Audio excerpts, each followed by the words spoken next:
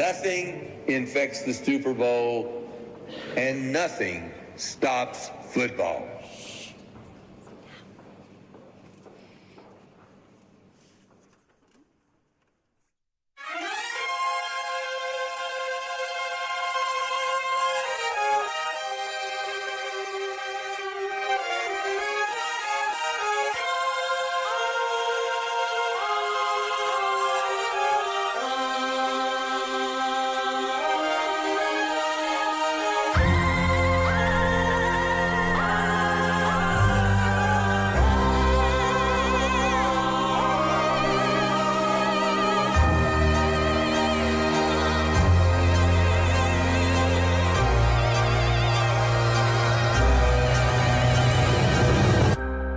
Racism, greed, trauma to brain and spine.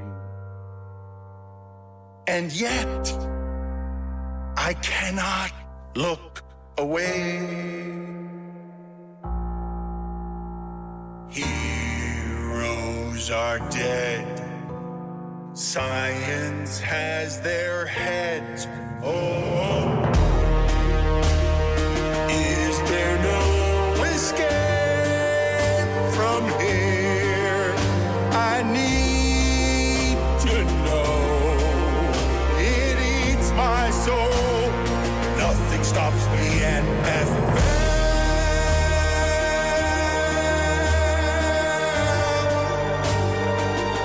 Is this heaven or hell?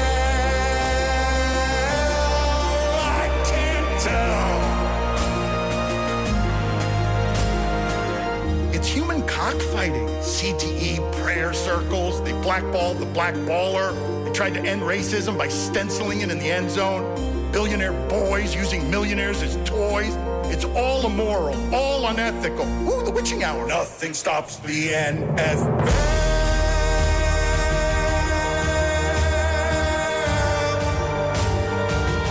Is this heaven or hell?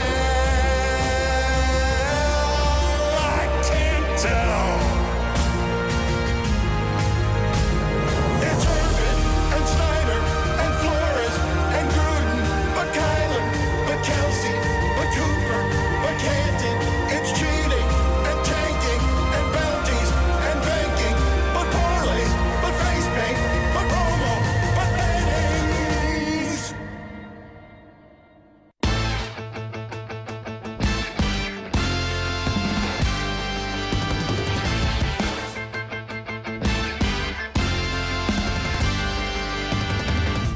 Here we go. This one's for all the glory. Give it your best, it's all you've got. Don't look back. Oh, it's all part of the story. You talk the talk, now walk the walk. Yeah. When the game's on the line, will you have the guts to make the call? When it's crunch time, will you make us scream, God bless football? Sing it louder. From the back of every bar or the subway, on the streets or in your car, wherever you have found yourself, scream out your battle cry. I'm all in. I'm all in. How are you, Ron? Very well, thanks, Chris. How are you? I am good. Good to see you. It's good, not great. I'm good. I'm good. Okay, good. Stu has run out for a cigarette break.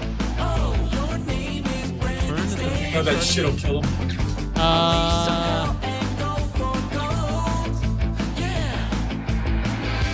few yards a game. Does your QB have the guts? Will you just punt, or throw it up to Cooper Cup? Say it louder. From the back of every bar or the subway, on the streets or in your car, wherever you have found yourself, scream out your battle cry. I'm all in.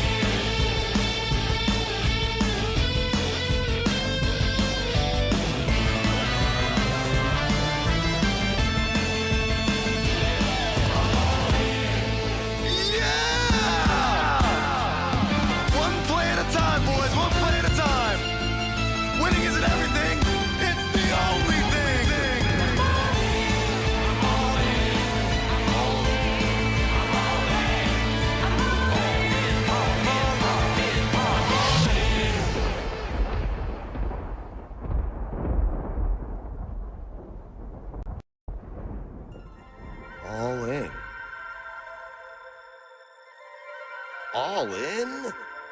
I'm a fan of the Jets. I'm a fan of the Jets.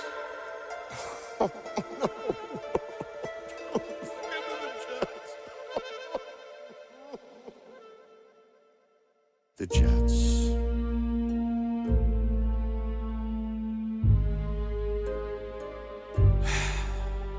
The Jets.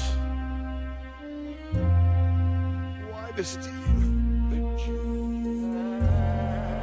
Ah, the Jets! The Jets!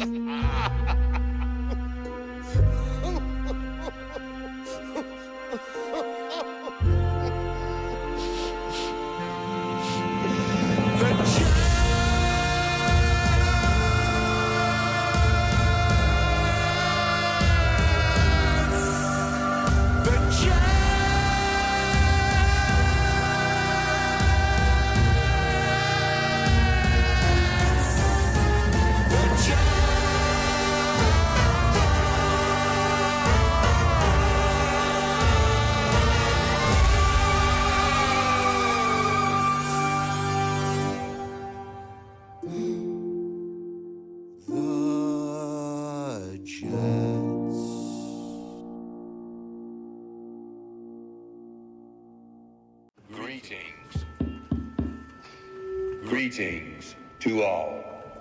Welcome to 2022. Omicron is on the run, and away it went. But oops, there goes gravity, and here comes a new variant. Omaha, Corona, Hut 1, Hut 2, nothing infects the Super Bowl, and nothing stops football.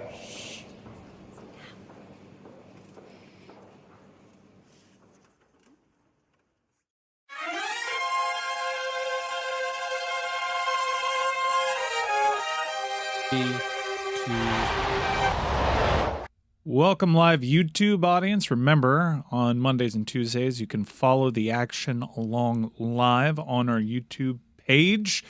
YouTube.com/LeBatard and friends. We are joined now by Ron McGill, as we are most Tuesdays. Ron will give us the latest news and opinions from the animal world. How you doing, Ron? Doing all right, Mike. Doing all right. Getting a little besieged now with all this stuff that's happening at the Dallas Zoo, and these animals that are missing and hurt, and some inferring they may be even intentionally killed with this vulture situation. So there's a lot of things going on there, a lot of red flags being raised. I'm not familiar with the Dallas Zoo news. Can you lay it on me? Sure. The Dallas Zoo is, it's a world-class institution. In the last several weeks, they've had a clouded leopard get out from what appeared to be a cut enclosure, purposely cut enclosure. They had a vulture that ended up dead from, all they're saying is, an unnatural wound. They are not going beyond that. They had another primate enclosure with the enclosure fencing cut, purposely cut. Fortunately, none of those primates got out. And then yesterday, now they had another primate enclosure cut with two emperor tamarins taken, missing. So this is a big, it's a big issue. Well said. What the hell's going on over there? I don't know, Mike. I got to be honest with you. I don't want to speculate. I don't work at the Dallas Zoo. I do know it's a world-class institution. I know staff members who work there who are just absolutely great, dedicated personnel.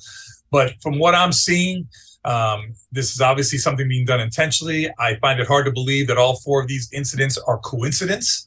If I was going to use any kind of speculation at all, I would lean towards some kind of disgruntled employee or some type of, extreme activist who just wants, has an issue with the Dallas Zoo for one reason or another.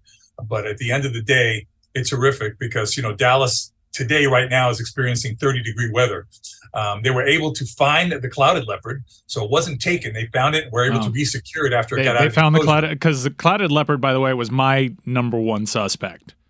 Got out, started freeing all the other animals once he experienced life on the outside, killed a vulture just for fun, developed a taste for blood. That's good, Mike. That's very good. Mhm. Anyway, Smooth. the bottom line is my gut instinct, because, Dallas Zoo has a whole series of cameras, security cameras around the park. They have a system or protocol in place. And for these things to happen without being captured through the cameras or through the protocol leads me to believe that it's someone who's familiar with the system and the protocol. It's like I was telling a lot of these people interviewing me, oh, well, what about your security? I go, banks have good security too, but they're still bank robberies. It's in my experience watching cinema in the 90s, look at the IT guy, and check the Barbasol can twice. Mm-hmm. Listen, I don't put it past anything, Mike. But the sad fact is, right now in Dallas, it's 30-degree weather, and if those animals are out not being cared, they're not going to survive. These little emperor tamarins are only about a pound. They're only about 9-10 inches long. They live in the tropical forest of the Amazon basin. They're not going to get what they need in Dallas, especially in 30-degree frickin' weather. Ron, what are security measures at the zoo? Because fences seem an obvious one. But sure, and also, how often do people try and take stuff from the zoo? Well, I'll tell you, years ago, probably 20-something years ago, we had some of our ambassador showbirds stolen out of the amphitheater. Somebody broke into the amphitheater, bypassed the alarm system, and stole these birds. And the thought comes to mind right away. There's a huge black market for these animals. These were our talking parrots that did the shows. They were kind of our stars of the show. There's a huge black market for that. These small emperor tamarins also have a huge black market. As a matter of fact, that's one of the reasons they're threatened in the wild, is because they're raped out of the jungle and sold as pets, and they do not make good pets. People don't understand that. People look at the picture and they go, oh my God, they're so cute. These emperor tamarins have these huge, long, white-like mustaches that come out. And they are adorable to look at. They're absolutely incredibly looking animals, but they don't make good pets. And, anybody who thinks, if it's one of these extremists who's, oh, I'm just going to set them free because they deserve to be free. Well, no, you may have condemned it to death by letting it out in Dallas in 30-degree weather. Ron, we find ourselves in a heated MVP debate this morning. Jalen Hurts, Patrick Mahomes, who's the MVP? So I'm asking you, who's the MVP of the zoo? I need 3 animals. Give me a bronze, a silver, and a gold of just the MVP of your zoo. Well, that's a hard one. That really is a hard one. I would go, probably our first MVP is going to be the gold is, well, let's start with the bronze. The bronze is going to be Goliath, the Galapagos tortoise, because he's an animal that is the oldest animal in the zoo. He's over 100 years old. He's one of the animals that, select guests can go in and meet him and touch him and scratch his neck. And he likes his neck. Yeah, I've done it before. Yeah, he likes his neck scratched. You've done that before. So that makes a big impression. So he would get the bronze. I'm going with the silver. I guess it's going to be Barani. Barani's our male Sumatran tiger. And it's that first impression. He gets the gold. Yeah, giraffes are always the MVP of the zoo experience. For my daughter, me, it's so IG friendly. By the way, my wife approached you at the zoo a couple of weeks ago, and she left with the impression that you did not know who she was. Of course stop it, Mike. I did know who she was. I was in the middle of doing a special tour for a special guest of the zoo, and I said, "Oh my God, hi!" And as a matter of fact, I said, "Please say hi to Mike for me." She omitted that. I don't think that actually happened, and I should have framed it. Ron a liar? Is that what you're? 1 week, guys. I'm going to do this segment without one of you throwing me under the bus. Just 1 week. I'm just saying you've met her several times. It would have been. You should have. I have met her. I know exactly. Pretended to be more excited to see her. She's a stunning woman. I've always been amazed that she married you, but I think I know who she is very well. What's her name? Wait. What's her name? Yeah, what's her name? I don't know. That is a key detail that she omitted. Either you're lying, and listen, I know Cynthia, and that's her name. She doesn't lie. She is saying that you didn't say any of that. So did you know who she was or not, Ron? I believe Ron on this. I think he did. Yeah, I believe I knew who she was when she came up to me with her daughter. I knew who she was. I am going to admit, yes, What's her daughter's name? I'm terrible on names. What's her daughter's name? I don't know. I just told you I'm terrible on names. Jesus, Ron. We've had dinner. We've had dinner together. We sat there. We broke bread. We got your daughter popcorn at the highlight thing, and she loved the popcorn. You remember? Yeah. Who loved it? That was Chris. That was my daughter, Ron. That was Chris Cody's daughter. Yeah. Wow. Yeah. Oh wow. What's Chris Cody's daughter's name? I don't know. Jesus. You think you know a guy?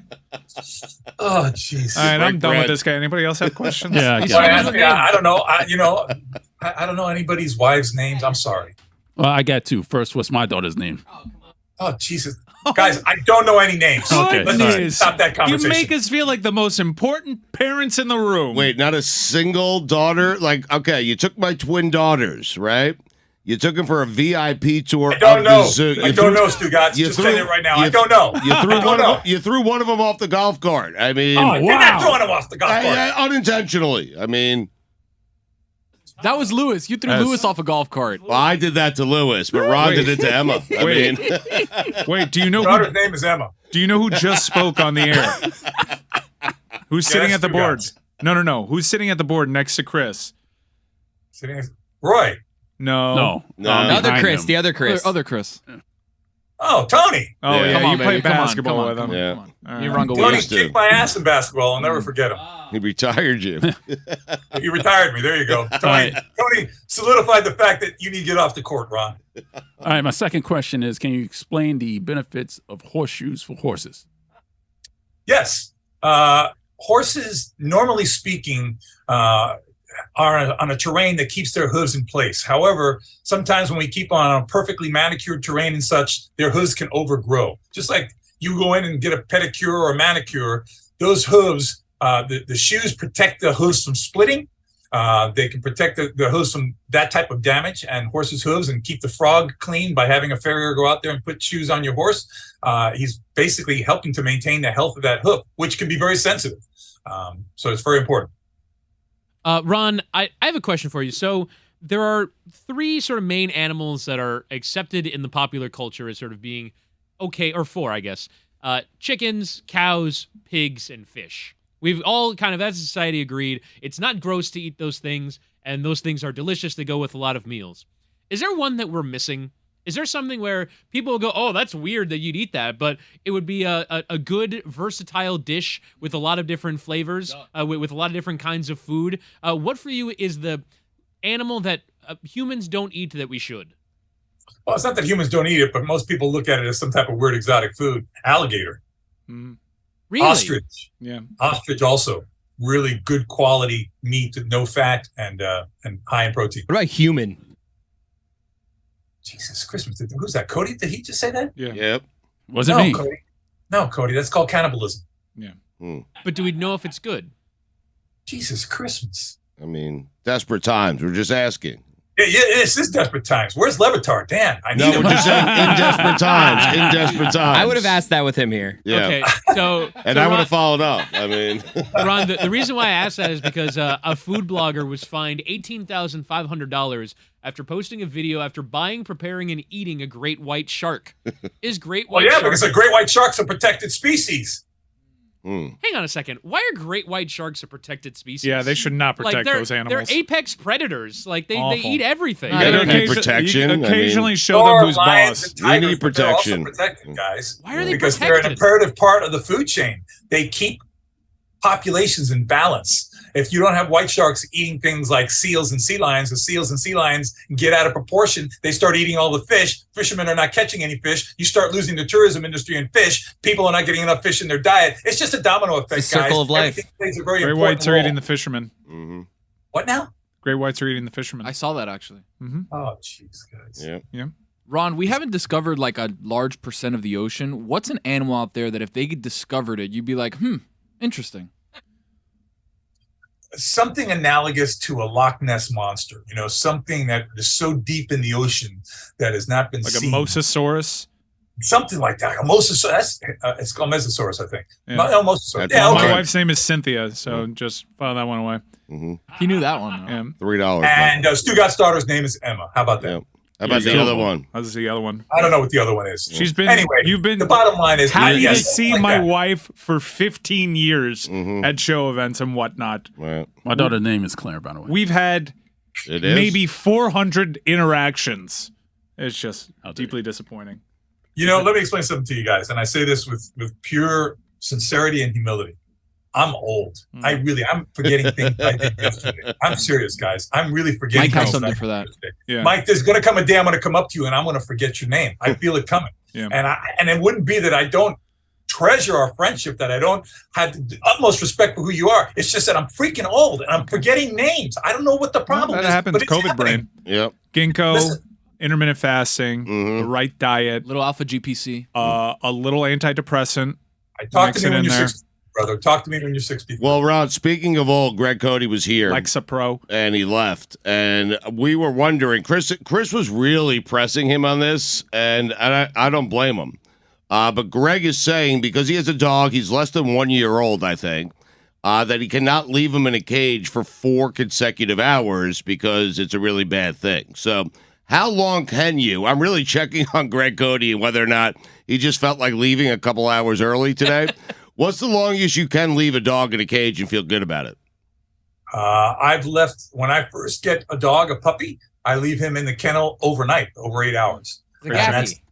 to teach him, that's how you kennel train a dog, so that he knows to hold it, because dogs instinctively, even as puppies, they don't want to defecate or urinate where they sleep. So he'll hold it in that kennel until you open the kennel, and then you take him for a walk immediately. And that's how you slowly but surely puppy train an animal how to be crate trained. My dad claims that he gets home after 4 hours and the dog shits and poops in the cage. And that's why. Shits and poops? He says that's why he. Oh, my bad. Pees and poops. Yeah. Yeah. He may have. Or he just wanted to leave early. He may have just wanted to leave early. He may just hate my segment and not want to be there. No, he loves your segment. It was. I got a sneaking suspicion he'll be back for the post game. I don't mean to impugn Greg's ability as a dog Weird. owner, but he seems like he's having a very difficult time controlling Jumpin' Charlie, and that other dog owners seem to have a stricter handle on their ability to train their dogs. It doesn't seem like Greg has a firm enough hand. Listen, with all due respect to Greg, dogs are different. There are different personalities in dogs. Some are easier than others. I mean, I'm sure you could talk to human parents that said, I couldn't get my kid to sleep overnight until he was like 5. Whereas me, I train my kids the way I train my dogs. I remember when our first child was born, he would start crying like, "Oh, my wife is going, I got to go see him." I go, "No, you don't. There's different cries. Let him cry. No kid ever died from crying." Okay. And my wife is sobbing in the bed as I'm making her do this. And sure enough, he would stop crying after a while. Then he start again. I said, "Okay, we go in there." Because he cries so much that he actually vomit. He gets so angry that he actually vomit. I said, "Okay, let's go in there, clean it up, put him back in." But he's not coming into the bed with us. Okay. And that was something that it was very difficult for my wife. I understood it, but she'll be the first one to tell you now that both of our kids were sleeping through the night by the time they were 2.5 months old, through the night without a problem. And that is something that is necessary, not just for the kids' health, but for your own health, guys, your own health. You don't want to, I love my kids as much or more than anything in the world, but I also love my relationship with my wife, and you got to be able to know how to keep those things separate. I love my relationship with my daughter as well. Her name is Juliet, just for future reference. Spell it the French way. All right, Ron, you've insulted everyone at their core. Chris, you wanna remind him of what your daughter's name is, or have him guess at the next highlight event? Well, you can't get into the next highlight game unless you say Mike and I's daughter's name. Yeah. I already forgot Mike's daughter's name. Oh, Jesus. my God. This is frightening. I'm sorry, guys. I really am. I'm sorry. Listen, you guys can cut me loose whenever you feel necessary. No, we're cutting me loose. Nah, we love you, Don. No. I don't think I've ever even told him my daughter's name. This is an unfair game. It's totally unfair. Don And he saw my McGill. daughter 15 years ago. Don Hey, McGill. you guys laugh. Letterman, that's a big joke, because when I did the Letterman show, and I did it more than once, he always called me Don. He never called me Ron. Give it to him. Oh, man. Let me give it to him. Yeah, I know it sucked, but that's the way it was. Ron, do they call you Don Maguil in Sábado Gigante or no? Don Ron. Yeah. Don Ron. By the way, the Emperor Tamarin looks like Dave Letterman looks now. Yeah, well, that's true. Look at him. That's how I feel. I feel like that old grizzled beard guy who just is lost in his own mind. Yeah. If you ever started your own signature rum, you should call it Don Ron. Don Ron. Or Rum McGill. That's good. It's funny because that's how Don Francisco used to always refer to me. Ron, like the rum, because that's how they spell rum in Spanish. Bacardi Ron. is RON. So Are you a Ronald? I am a Ronald. I hate that name. I despise that name. Really? Yeah, I despise it. Yeah, you make a decision at some point to be a Ron. Does I anyone? made a decision to be Ron many years ago. I cut out. I mean, I think only my my mom and my neighbor from when I was a little kid still calls me Ronnie. Wait, you're a Ronald or a Ronaldo? I'm a Ronald. Okay. So mom will call you Ronald when she's mad at you, right? Ron. She's always called me Ron. She's Right. never. Yeah, my dad couldn't pronounce it. I don't even know why they named me that because my dad couldn't say who. He has such a heavy Cuban accent. Oye, Ron. So he just ended up calling me Cabron. Cabron. Going wrong. All right, Ron. We'll talk to you next week. Yeah, hopefully I can remember to call in. Yeah. You've forgotten recently. I didn't forget. I was in an emergency. You know what, guys? I'll talk to you next week. You're Bye. slipping. All right. See ya. Yeah. Claire. Emergency.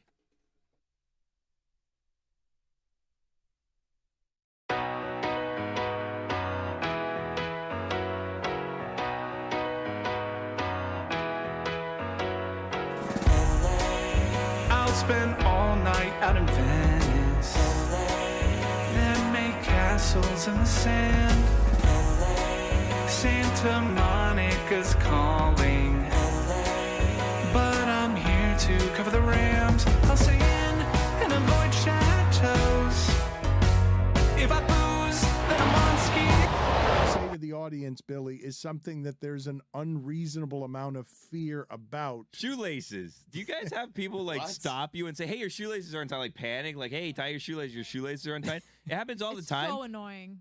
Has anyone ever had like a catastrophic shoelace incident that these people are aware of? Because I don't. Like, I have. Absolutely. Yes. Of course, Tony Absolutely. has. Oh, right? I know. Now listen to Tony this. Topper. Poor guy. His Tony grandfather Topper is died asking of a shoelaces. question, Oh, Jess. wow. How's it Tony Topper if he's asking a question? That's Oh, crazy. okay. Anyways, the more important part is one time in a department store. Go on. Which department store? Just making sure you're done. Nordstrom? I don't know. Neiman Marcus. I don't know. You're a fancy boy. Mhm. Macy's. Ooh. One time at a Macy's, somebody had their shoe untied.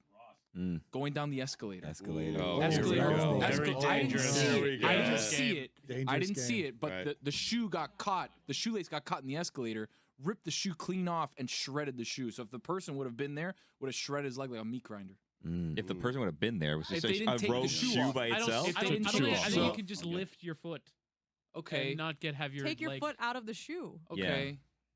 Okay, so But it approaching. happened. It's So time we- and tighter, though, Smith. But You- were you- approaching an escalator is a time you point out to someone Yeah. that Hey, your shoes shoelaces are untied. untied, and that's about it. I It's don't like think wearing there's a any other tie and having a example. wood chipper. You never know. Things, you know? Right. Who right. would What chip is this, with a a tie cartoon? on? Guys. Other than like William H. Macy and Fargo, I think he might have had a tie on. People do weird shit 24/7. Okay. That's true. You were actually. in this store, or No, you I heard about heard this? about it. Okay. Good. Let's Google it. Only in Dade? No, Samurai this sword? was way before Only in Dade. Are you telling us to look it up? I mean, No, I'm not telling you to look it up. I'm telling you what happened. The Billy? shoe got shredded. According third person, Yeah, third person, you didn't yeah. witness it yourself. Are But Tony, that's like when our grandmothers used to tell us, like, "Hey guys, if you see someone driving around with their lights off, there's gang initiation." Or Yes, don't go don't to flick their Walmart; lights at they're it. killing people in the parking lot. It's Uh-huh. gang initiation. Don't take a cold shower after you've been outside and it's hot. Yeah. You can have una embolia. Mm-hmm. Don't take a shower during a lightning storm. During a lightning que te storm. metes ahí I think fried. that's actually true, The though. lightning That's storm thing bullshit. is a load of bollocks. That's I think. bullshit. Don't No, walk I around the think house that's without true. socks on. When have you ever seen an obituary say he died in a lightning storm by taking a shower? Yeah. I actually saw Never. something recently on Twitter of like It's a fake. lightning plumbing incident during a storm over the summer. It like blew up a toilet. A toilet? Come on. Nobody's dying Or from the taking a trick-or-treating? shower during lightning. The drugs in the Sorry. trick or treat bag? No, that's Yeah. real. Oh, yeah. That's yeah, real. Who are real. these That's people? real. That's- Who like decides I Who are want to these really poison bad drug dealers random? that are giving away I free want to for give away free. my free drugs. that they paid for? The shoelace thing is never like I never want. I'm the stubborn asshole person who's like never help me. Like don't interact with me in public. Like let me just put my head down, put my headphones on, and ignore everyone. That's nice. And the shoelace thing, Not you, it's true. listeners. The shoelace thing, I'm like, you know what? Unless I'm near an escalator, like I know my shoelaces are untied right now, and I don't care. If anyone told me, hey, your shoelace is untied, I'd be like, I know, I don't care. Sometimes I just leave them untied. Billy, what is the age of a person that you're willing to make an exception on with this? There have to be ages where you would come to somebody and say, hey, your shoelaces are untied because you don't want that person to break a hip, correct? Like what age would I tell people? Yes. I don't tell anyone usually. And old people like have shoes that don't have laces typically. Right? But if you saw an old person with their shoelaces untied, you would tell them. Well, I'd probably, concern, right? if it's an old enough person, I'd bend down probably and tie the shoelaces for them. If it's someone you care that their shoelaces untied, you bend down and tie the shoe. If it's a kid or an old person, you go down and you tie the shoe. Otherwise, keep it moving. There's an age, though, for kids, right, where, like, you got to learn. You know what I mean? Like, you tell them up to a certain point, and then, like, I feel like... I'm not talking like 15-year-olds. No, like 6 or 7. It's like, you've known how to tie your shoes for a couple years. Like, we're going to scrape this knee today, and we're going to learn the lesson about tying our There's shoes. nothing more annoying to me than picturing a man being like, oh, flat tire, and me just being like, I just shut up. Like, does the idea of that not annoy you? Who says flat tire for a tire? That's like one of those things that white guys say, like when you're leaving a restaurant, and they're like, ready to rock and roll. It's like one of those expressions that people like make up. No, you're Stugotz right. says it. No, you're right. Flat tire. I use it all the time. Yes. Thank you. Yeah, of course you do. Got a flat? Yeah. Do you think anyone in our audience, anybody listening to this, has ever seen another human being in their entirety of all the years of life slip on a banana peel? Do you think that there is one person in our audience? Tony's seen it. Are we coming up with cartoon scenarios? There was one time in school. No, there was one time in the cafeteria in school, and Tony had a person with their shoelace untied slip on a banana onto an escalator, and it was a whole thing. And then the tie got into the meat grinder. I mean, then they took a yelled, "You have a shower flat in the tire." lightning, and Guys, it was crazy.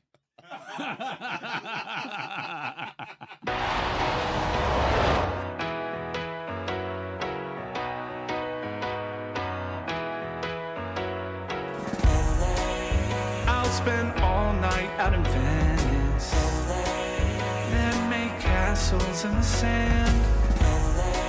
Santa Monica's calling, but I'm here to cover the Rams. I'll stay in and avoid chateaus. If I booze, then I'm on Skid Row. Just one drink to begin, not like that's a big sin. Just one beer, then we're gonna go to the Super Bowl. Now, Mike, you know we're here to cover the big game. It's a time to be professional and avoid all the temptations the City of Angels may have to offer. Ain't that right, Jess and Kate? That's right. We're just here to ask quirky questions to grown men wearing their full uniforms without pads in a convention hall. Oh my God, is that George Clooney? It is! Baby, one scotch at the Roxy. Come on now! One shot at whiskey, a go-go. There we go! Now we're drinking to avoid temptations, but a job to do. Professionals with a drink or two. Just a thimble of gin, and then I'll be locked in. After gin, then we're gonna go to the Super Bowl. To the Super Bowl. Super Bowl. I mean, we have been locked up for a while. Yeah, there's no rule against covering the big game and enjoying La La Land. Wait a minute, it's the Walk of Fame. So much to see instead of the big game. And the traffic is bad on La Brea. So come on, join me in. Mike Schur is with us, our Kings correspondent. And Mike, I am telling you, we'll have stat of the day. We'll open up a pack of baseball cards. But you and I stumbled upon something last night via text. And it was because yesterday, when you opened the pack of cards, you pulled out a Bruce Hurst, a classic number 2 starter for the Boston Red Sox. And so I told the shipping container that you and I had this discussion. I told Whittingham last night, and Whittingham nonstop, just peppering me with number 2 starters. You called it the definitive list. Which I think may be overselling it just a little bit. But I told the shipping container this morning of our conversation last night the top 5 number 2 starters that put a smile on your face. Not great number 2 starters, because Cliff Lee was a number 2 starter, and that's staggering. To think that guy was a number 2 starter. Don Drysdale was a number 2 starter for many, many years. And the beauty of a number 2 is at times in their career, Mike, they could have been a number 1, but maybe they get traded and they become a number 2. Pedro was a number 2 to Schilling, I think, which is ridiculous. Or Schilling was the number 2 there. Schilling, yeah, technically Schilling was number 2, I think. Yeah. But it doesn't matter because your point is important here. These are number 2 starters are good enough to have a run within a season where it's like, whoa, that guy's looking like an ace, but not so good that he can sustain that for the entire season. So what you're looking for is that guy that, like, if your team gets him in the offseason, you're like, that's an important piece, right? Yeah. That's a really good, because now the number 2 goes to number 3 goes to 4. Right. But it's not so good that it's not Max Scherzer, it's not Verlander, it's not like your ace. So it's a really, really specific niche that we are all excited about, and Tony is not. No, Tony is not. Tony, why don't you like baseball? It's not that I don't like baseball. I just don't like baseball. Okay. Okay. Fair enough. Chris Cody is so excited. We've lost him for the entire show. I've never been happier. Just scrolling through old rosters. It's great, isn't it? Now, how do we want to do this? Because here's the thing. I'll say this up front. I have like 11 OLIs. Should I eliminate 11? them to be fair to the game? Just have one OLI? I think 0 OLIs? What do we you could want? just play the game where we decide who's in the game and we go around in like a circle, and then it doesn't stop until somebody can't name a pitcher. We have to all come to a consensus to figure out the definitive top 5. And we'll go around in like a drum circle. Everyone mentions a name. But it's top 5 to put a smile on your face. They have to put a smile on your face. Right. That's your a key. face, It's a though. key subjective detail. Yeah, Right. but that's the thing, though. is like- We've all compiled our list. So we'll drum circle it, and we'll figure Okay. out together which belongs in the definitive top 5. I love this. It's communal. It's not a competition. It's a communal exercise. I love this. Yes, but Chris Right, Cody has 14 pitchers on his list. No, I do. I'm I think I have 16. It's okay. I want to present an edict saying if we've got 6 people, because Roy, Cody, you, Mike, Stugotz, Mike Schur, and myself, we all have top 5 lists. Oh. I mean, this has You want to cut it? This has the potential to get a bit zany if all of a sudden we're naming 50 pitchers. Well, you're going to have to apologize to Giovanni Gallardo then for me. Yeah, I feel like lads, no LIs today. That's a good one. No lies. I thought we No were just lies. going. No lies. This is not in keeping with the spirit of the game. We were drum circle, man. We were just drum Get the hell out of here. All right, let's do Okay? rapid fire OLIs. I then. mean, what do you want me to do with Sean Estes? I mean, Good. Then Giovanni Gallardo, welcome back to the conversation. Go ahead, Stu. All right, Sean Estes. Stu, just go quickly. Rat-a-tat-tat your OLIs. Here we go. You want me to do it? Yeah, Okay, yeah. we're just- You go first with your OLIs. Sean Estes, Danny Cox, Danny Darwin, Pete Harnish, Bert Hooten. Becoming pretty apparent to everyone that Chris Whittingham has never been in a drum circle. He's a co-op. He's a co-op. I don't even know what that is. Oh. All right. All right, who's next? All right. Chris Cody, give me all your OLIs. Vincente Padilla. Oh, That's fantastic. Oh, man. What was his nickname? Awesome. What was his nickname? Was I it El can't remember. Caballo? I can't remember. There was a couple of El Caballos. God, Vincente Padilla, Russ- you're off to a rockin' start. Russ Ortiz. Oh, yeah. So, Mike, these are more in their wheelhouse, okay? Like Bert Hooten. Gotcha. Bert Hooten touched, like, you smiled, you laughed. They've never heard of him. All right, keep going, That's Chris. fine. Kyle Loesch. Oh, that's great. Oh, Wade Miller. nice. Javier Vasquez. Jeff Suppan. Soup's on. Kurt Reeder.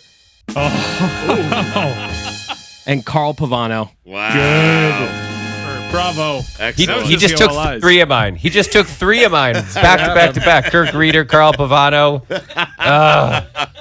You could find another 3, I'm certain. All right. Mike, do you have any OLIs? I already mentioned. I do. Well, I was wait. Mike Ryan. I'm sorry. Well, I mentioned Giovanni Gallardo, and we're going to go with Odalis Perez. Very nice. My hairdresser, her name was Odalis. Odalis. Odalis. Odalis. Ooh, yes. I've got only I've got a couple OLIs for myself. Mike Musina. That's an ace. That's an ace. He's That doesn't count. He was Ruled in out. the Yankees, right? He's an Chris ace. Whittingham, you are so bad this segment. No, but he was a number 2 on the Yankees. He's so but he's an bad. ace. He's a co-op. Yeah. Can He's I a Hall of Fame candidate. You can't no Hall of Fame candidates make this list. Can I redeem myself with Freddie Garcia? He was on my list. Okay, yeah, that's a good one. Okay. All right, Mike Schur, your OLIs, please. Chan Hope Park. That's so good. Andy Bennis. Oh, Bennis. John Lackey. Borderline. Wasn't ace before, but Lackey's a number 2. And sometimes, one number year he 2. was a number 3. I got to be honest with you. He's also been an ace. Yeah. his weird face. John Lieber. Oh, wow. Good one. And Ben Sheets. Oh, wow. Borderline ace. No, he was an ace a couple of years, but then was a number 2. He was a real good pitcher. He was. Ben Sheets was Man. good. All right, who else? My OLI is Frank Tanana. Oh, Frank Tanana. Oh, Roy, you're singing our tune now. Yes, Nice. sir. Yes, sir. Old soul. 2 observations real quick. Almost every number 2 starter is a white guy. Yes. And number 2, almost everyone who has ever pitched for the Twins is a number 2 starter. Yeah.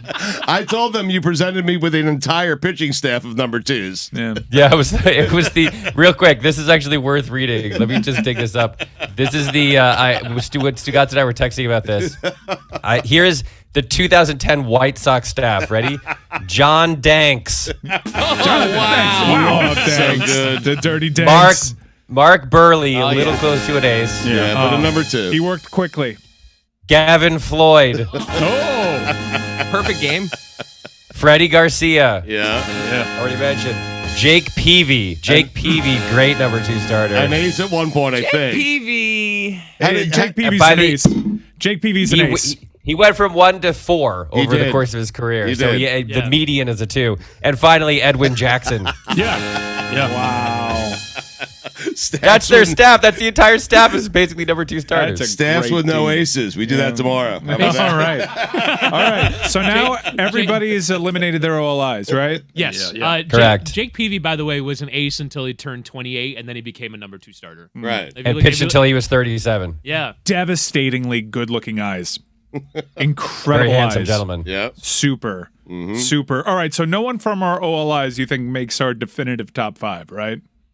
Probably I really like Vicente Padilla. Vicente Padilla was really good. Roy's who? That's a strong move. Did we get a nickname yet? Roy had a really good one. No? Yeah, Frank Tanana. Frank Yeah. Tanana's good. Stu, what was your last one? That Bert Hooton. Bert Hooton is Yeah. a funny name. All right. He's- So we need he's to classic. let's He's come to a a classic consensus. number 2. Let's come to a consensus. Who is the definitive OLI? Give me one name. Are we going Jeff Padilla? Suppan. Soup's on. Oh, yeah. My vote is for Padilla. I like Padilla. All right, Padilla. Suppan was on my list. I want to give a shout out though to Freddie Garcia. Freddie Garcia to me is like the definitive. Yeah, that's number good. Yeah, That's a pretty strong good. one. I like that it, one. as I That said was it. Yeah. pretty good. That's pretty good. All right. Yeah. It's Padilla. Wow. So our definitive. Why do you have finals, I mean, we got We gavel. got right? three. We collected the vote. You hit the gavel vote. vote. You Yeah, collected sorry, the gavel vote. vote. Yeah, I got you. Whoa, I'm sorry. I just want to thank everybody because that was my response. So I just thank Yeah. you. All right. That was our definitive I thank the OLI. Academy.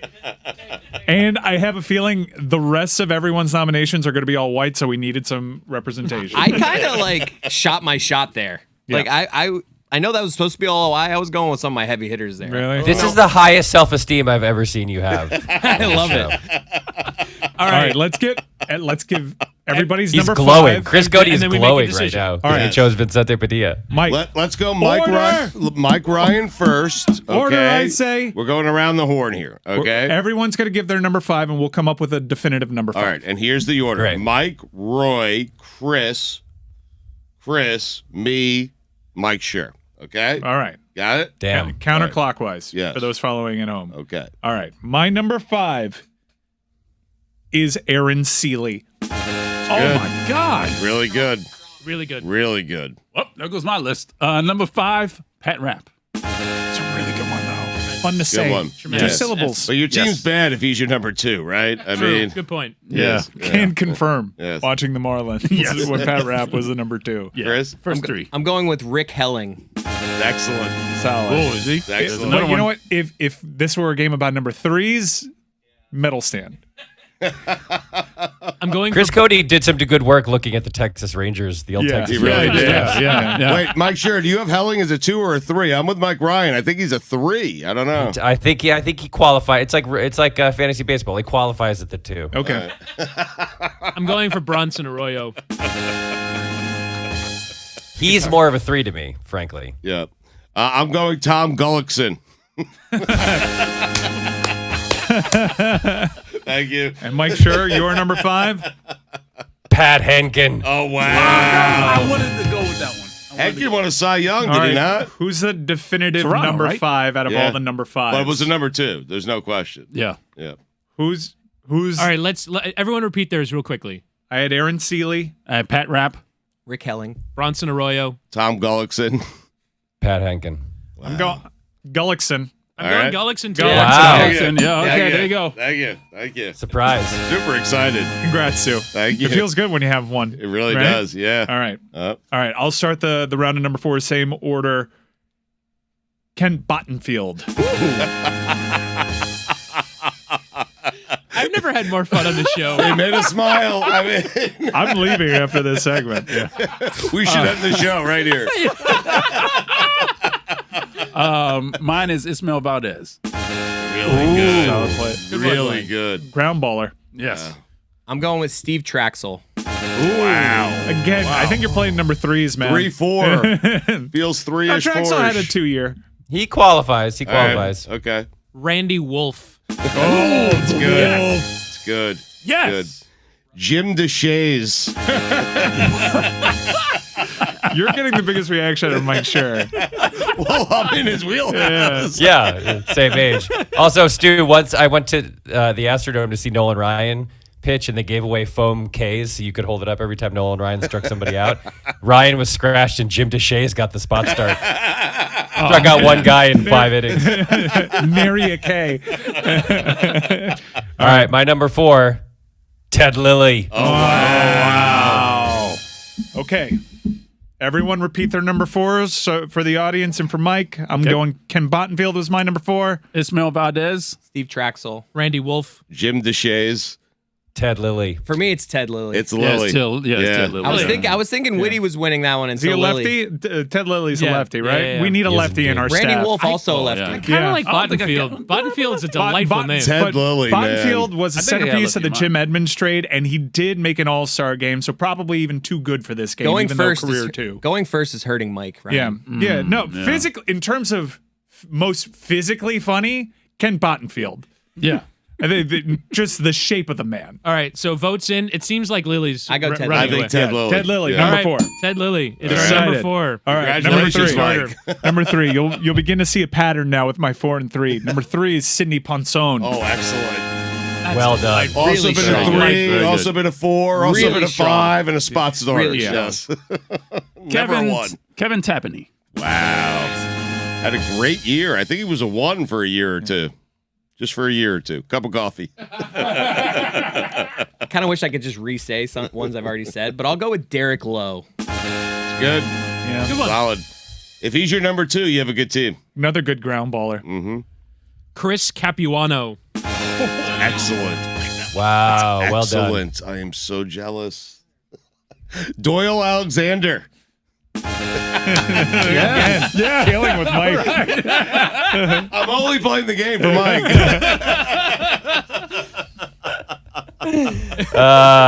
Charles Nagy. He had 1 year where he was so good, wasn't he? He was on the mound when the Marlins won the World Series. Oh right? no, Mike. He had a couple of good years, yes. But the year you're talking, he had like a 19-7 year with Was a he the ace of the 2.5 '97 Cleveland team? I don't. This one for Hershiser. They had Hershiser going game 1, I think. They did. Yeah. And Nagy might have been an all-star. For in me, 97. this one's between Mike Ryan and Whitty. Sidney Ponson, Whitty. Well, which one was yours? Chris Capuano. Those are two good ones. Really strong. So good. I'll omit myself from the final decision, but I feel like I have a good hand. I'll- This I'll- is about as good as I'll- my I'll hand. I'll omit myself. I'm going as well. Sidney Ponson soon, whatever it is. What do you think, Mike? Ponson's a good call. Yeah, Ponson. it's been decided. There it is. Sidney Ponson. definitive number 3. Okay. I start the round of number 2s. I'm going Andy Ashby. That's good. That is good.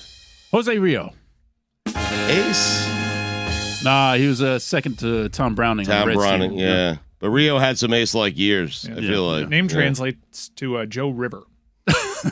Joe River. I'm going with Brad Penny. Like I said all my good ones earlier. Mm-hmm. Yeah, you really blew your wad on the OLIs. Yeah. Kevin Millwood. Pretty Brad good. Penny went toe-to-toe with Jason Schmidt in 03, though. Bob Tewksbury. Runaway winner. I'm already writing Tewksbury. I don't even know how to spell that, but I'm putting that into 2. TEWK.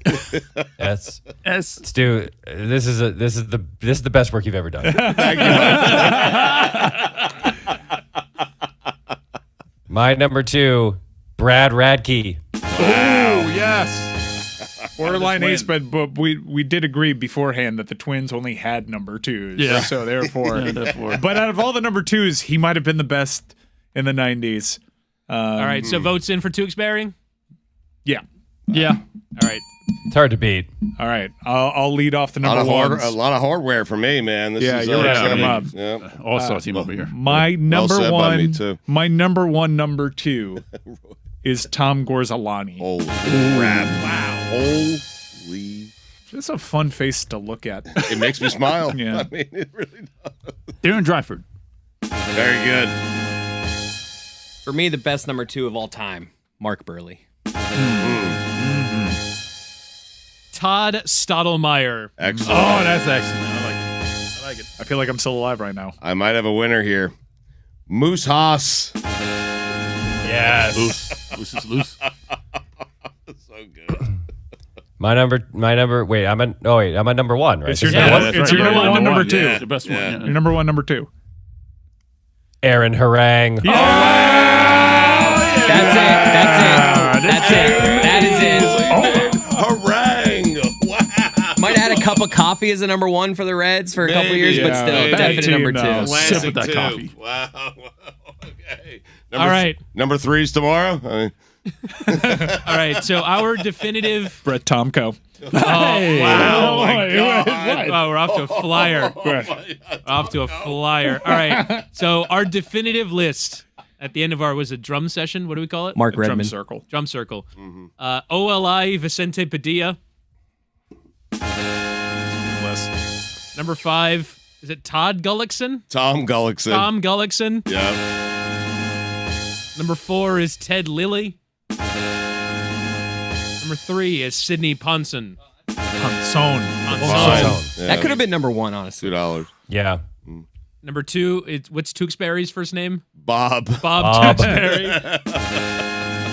And number 1 is Aaron Harang. So good. I'm really proud of the work that we've done today. So good.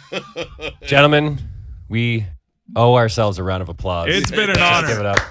You were right. It really Definitive has. list. Yes. Definitive Yes. list. Good list. Yeah. Good list. Oh, a standing O. Damn good. Oh, list. wow. Yes. Wow. Hey. Excellent. Excellent. Hey, Tony, come on. Come on. No, come on. Tony. You like it. You know you like it. I understand what you're saying. What's the stat of the day? Start of the day, start of the day. It is the start of the day. Start of the day, start of the day. It is the start of the day. Start of the day, start of the day. It is the start of the day. Start of the day, start of the day. It is the start of the day.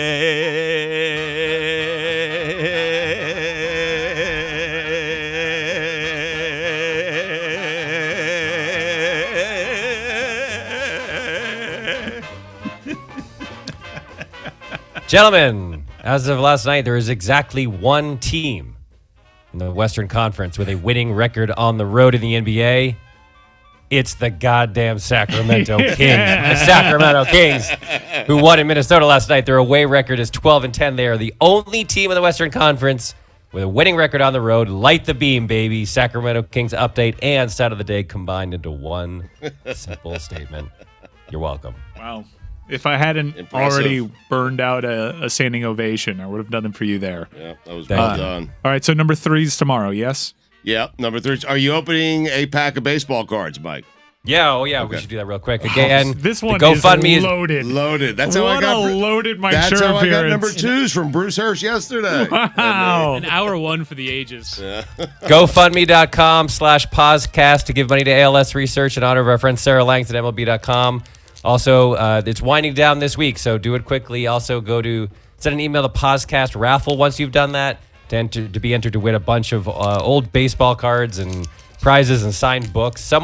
People keep offering more and more prizes to this thing, so it's turning into a big deal. So donate money, enter your name at poscastraffle.com. Gmail.com. Listen to the podcast for more details. Here we go. This segment has so many legs. It's got to be a number 2 starter. This segment has so many somewhere. legs. Just open up an 07 NHL pack so I can yell Peter Sikora. Jim Leyritz. Starting off strong with Jim Leyritz. Wow. 98. Yeah. One of the biggest home runs in World Series history. Bobby Alomar. This is a great pack so far. Mm-hmm. Does this count? I think it does. The number 2, Mel Rojas. Oh, you bet it does. Suppose. Second baseman whose names make you smile. Oh, we've had Mike Bielecki before. There's Mike Bielecki. Yeah.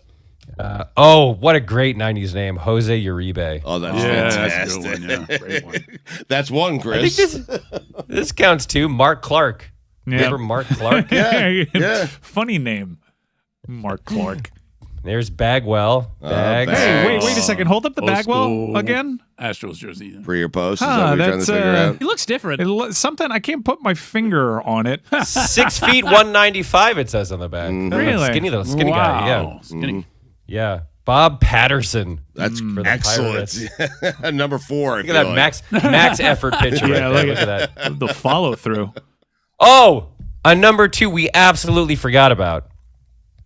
John Burkett. Oh my God! No, he was going to be on my 3s list. Oh my God! Oh, he's a maybe 2. more of a 3. Yeah.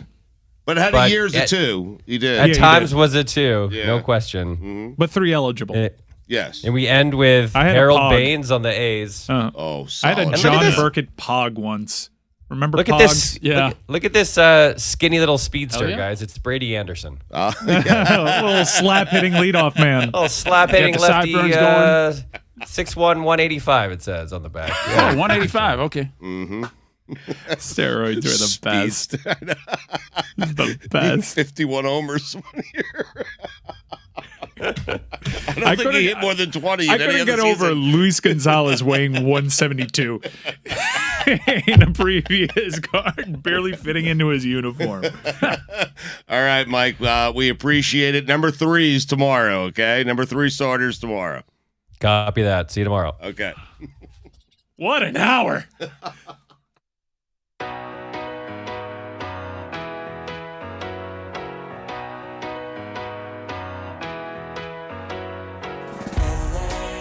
I'll spend all night out in Venice, then make castles in the sand.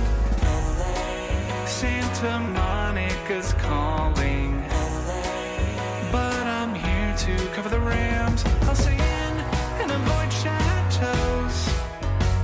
If I booze, then I'm on Skid Row. Just one drink to begin, not like that's a big sin. Just one beer, then we're gonna go to the Super Bowl. Now, Mike, you know we're here to cover the big game. It's a time to be professional and avoid all the temptations the City of Angels may have to offer. Ain't that right, Jess and Kate? That's right. We're just here to ask quirky questions to grown men wearing their full uniforms without pads in a convention hall. Oh my God, is that George Clooney? It is! Baby, one scotch at the Roxy. Come on now! One shot at whiskey, a go-go. There we go! Now we're drinking to avoid temptations, but a job to do.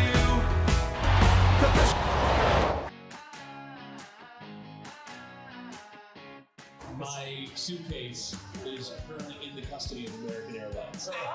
Only the people from Austin. Yeah. Go. A lot of things are happening right now. People are running all over the place. I'm doing we're doing a documentary kind of thing. You know what I mean? Liddy, come here. My nose is constantly running here. Sorry. Yes.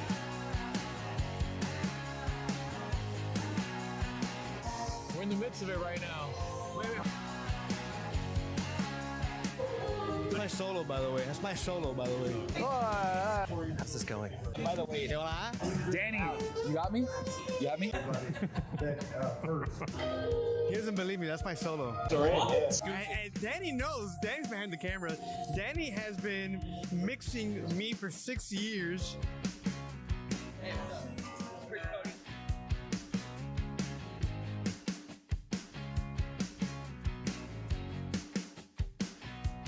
You hear that? The goat? Oh, this is our song. This is our song. Our Soulmates at 5 Hour Energy sponsored March Sadness. So what we're doing is trying to figure out what we actually need.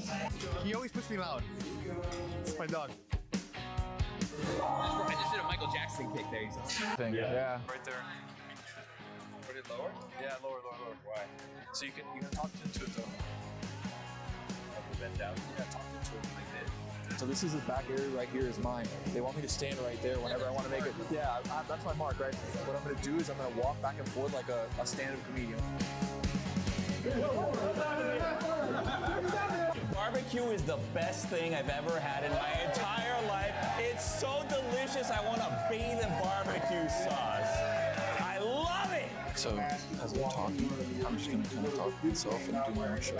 So we were warned once because of how loud he was going, and they said you have 5 more minutes, and then you got to either get out of here or he has to be quiet.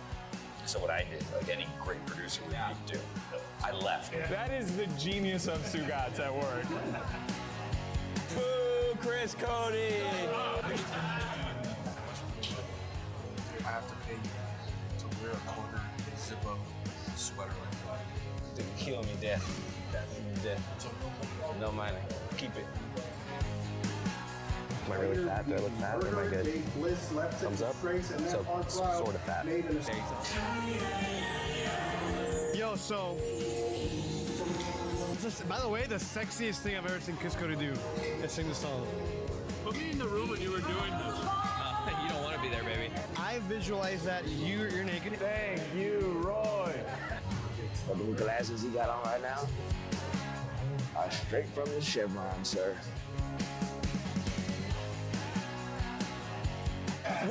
Wait, remember that moment forever. Chris Whittingham, stop looking at the numbers. What's the deal with airplane food, huh? I didn't think that you were gonna share that. I have this mic on that Tony and Lewis put on me, and then I forgot that I had it on, and then we were going to the bathroom, and I realized, oh crap, I'm wearing a microphone. So I go to Tony and Lewis, like, did you guys hear that? And I'm like, you have to ask Danny. And I asked Danny, did you hear me peeing? And he just smiled, and I was like, oh, Danny's watching. That's a phenomenal plan.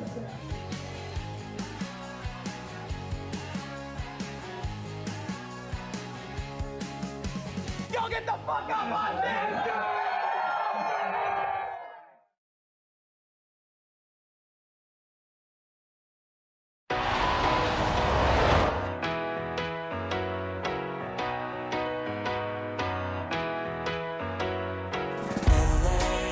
I'll spend all night out in Venice, then make castles in the sand. Santa Monica's calling, but I'm here to cover the Rams. I'll stay in and avoid chateaus. If I booze, then I'm on Skid Row. Just one drink to begin, not like that's a big sin. Just one beer, then we're gonna go to the Super Bowl. Now, Mike, you know we're here to cover the big game. It's a time to be professional and avoid all the temptations the City of Angels may have to offer. Ain't that right, Jess and Kate? That's right. We're just here to ask quirky questions to grown men wearing their full uniforms without pads in a convention hall. Oh my God, is that George Clooney? It is! Baby, one scotch at the Roxy. Come on now! One shot at whiskey, a go-go. There we go! Now we're drinking to avoid temptations, but a job to do. Professionals with a drink or two. Just a thin bowl of gin, and then I'll be locked in. After gin, then we're gonna go to the Super Bowl. To the Super Bowl.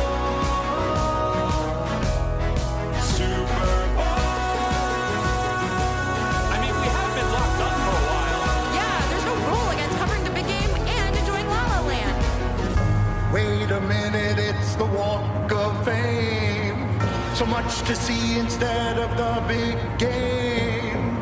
And the traffic is bad on La Brea. So come on, join me in popping tequila.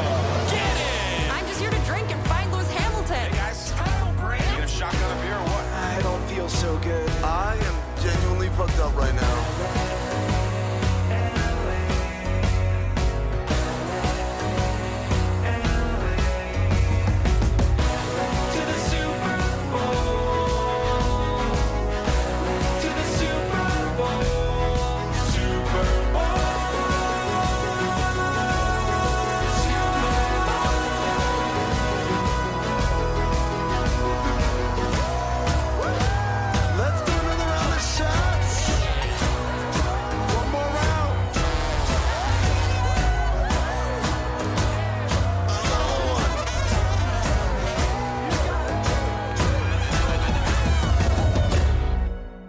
Showtime, buddy!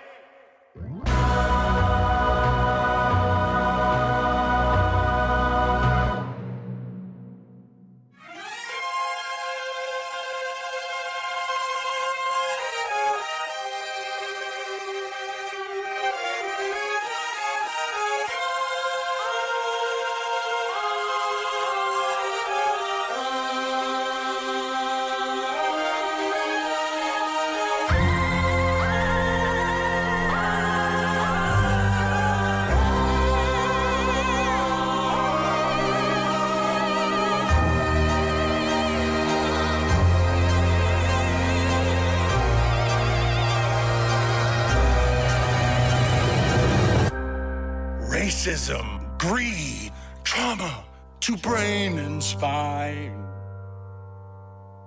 And yet, I cannot look away. Heroes are dead. Science has their heads. Oh, is there no escape from here? I need to know. It eats my soul. Nothing stops the NFL.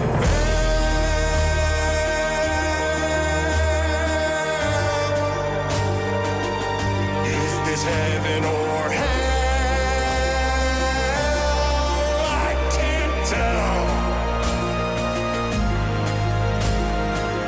It's human cockfighting. CTE prayer circles. They blackballed the blackballer. They tried to end racism by stenciling it in the end zone. Billionaire boys using millionaires as toys. It's all immoral, all unethical. Ooh, the witching hour. Nothing stops the NFL.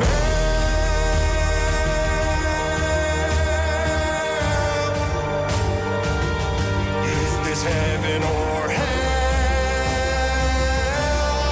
I can't tell. It's Urban and Snyder and Flores and Gruden, but Kyler, but Kelsey, but Cooper, but Canton. It's cheating and tanking and bounties and banking, but parlays, but face paint, but promo, but earnings.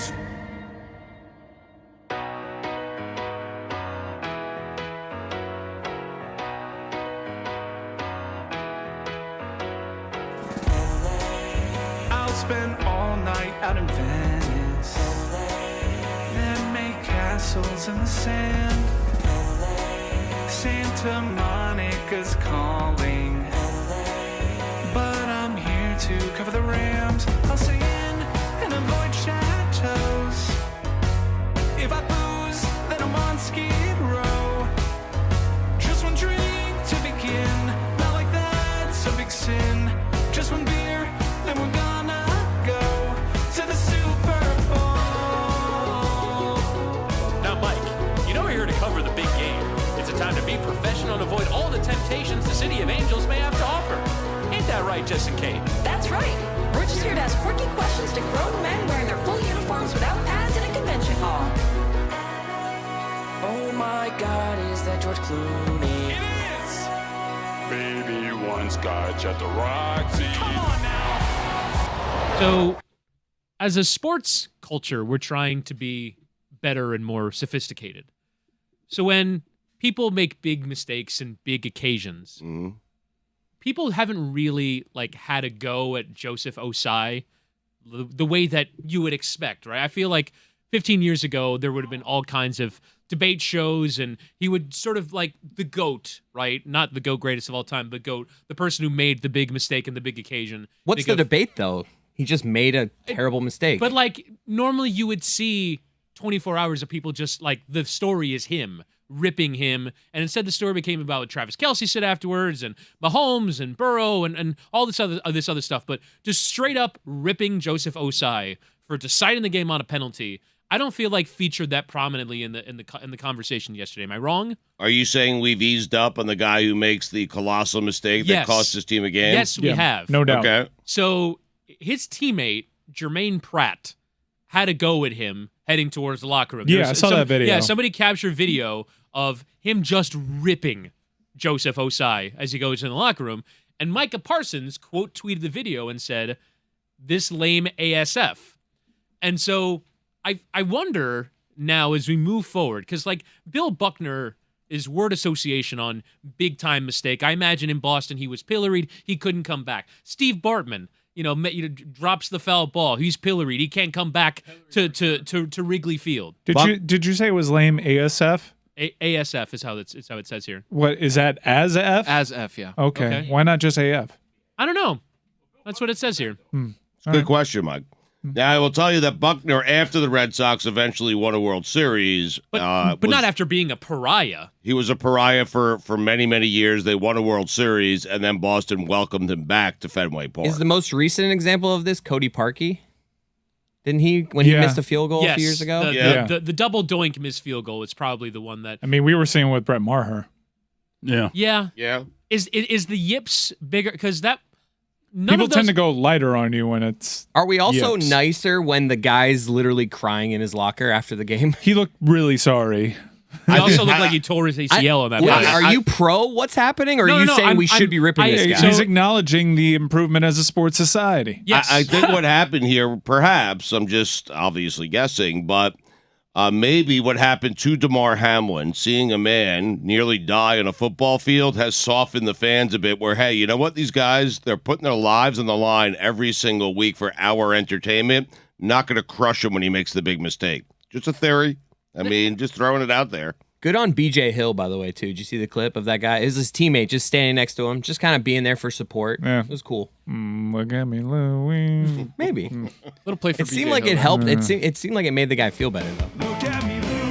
Yeah, but he This kept is BJ saying, Hill getting that nominee, right? Yeah, but he kept saying like, "We stand behind him. He's our guy." And I'm like, "No, I've like 10 seconds earlier, you were not all behind you. One guy was literally behind him, yelling at him." I want to push back on that because I don't think he was directing it at him. His frustration was just screaming like towards the locker room. I don't think it was in his No, face what he or was saying, directed like, how do you towards hit the him. quarterback? I He was think it was just- just a question of frustration. How do you hit the quarterback? He was just like not- saying it out loud. It Right, wasn't not at Osai. anybody. How And it did was just you by hit the happenstance, the guy that committed the infraction was near him. I'm No, not I gonna, don't even think that guy was still sitting on the bench crying. He was. This He is was a video crying. No, shot. I'm Yes. talking about the video of them walking into the locker room. right? I'm not- He's like, it seems like he's being hounded by a teammate. Yeah, but I'm not going to blame a teammate for being upset. I mean, he's in the trenches. They've worked very, very hard to get back to a Super It Bowl. was a really dumb and penalty. it was a dumb play that allowed the Chiefs to go on and win that game. And he was having a really good game too. Like all the commentators were Yes. like, "Man, Osai is playing out of his mind right now. He's a rookie. He's a young guy who's playing up to the game." And then all of a sudden, he makes one bad move. And again, when your goal is to attack the quarterback 24/7, sometimes it's hard to turn that off. But in theory, the Bengals were denied the chance to come back and win that game because of that penalty. That single event is the biggest play in that game. I mean, maybe with 10 seconds, Mahomes gets another play and they kick a field goal anyway, but that penalty makes it completely easy for them, and maybe the Chiefs win in overtime. But what I'm saying is that I think the GOAT, not greatest of all time, the GOAT is like the villain.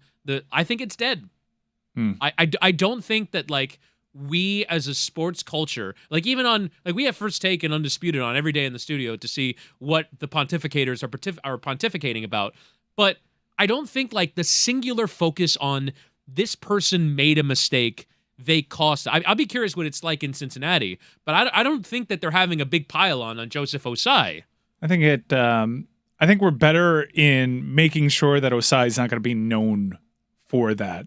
But if a marquee name makes a mistake, I do think that First Take and Undisputed spend segments on it. Like if Jalen Hurts, if that game was closer and Jalen Hurts throws a big interception. Clobber him. Yeah. Clobber him. They'll clobber anyone. I'm old enough to remember what the content looked like when Baker Mayfield was quarterback, right? So I think it depends on who's committing the infraction. These single moments, though, I guess like the most recent example in my mind would be Dak Prescott running out of time in last year's NFL playoff game against the 49ers. Yeah, we say it on that. We did. But it was also one where like, is that the offensive coordinator's fault for calling a dumb play, or is it Prescott's fault? Like it was sort of a like, we can ask a question. It's not just that dude messed up, and you either have a pile on, or you go he messed up. What are you gonna do? And I feel like the shame as the ruler here has worn out. I also think that players receiving death threats on social media or the like overall social media like kind of wasteland has led to like people like media kind of being nicer. So it's not like, hey, this guy's Twitter mentions are a dumpster fire. Although I presume that Joseph Osai's Twitter mentions were a dumpster fire. But I feel like that aspect of it has died down, and I feel like we're better for it. I like the fact that like you're saying yay us. Yeah, we all knew that he made a giant mistake. Yep.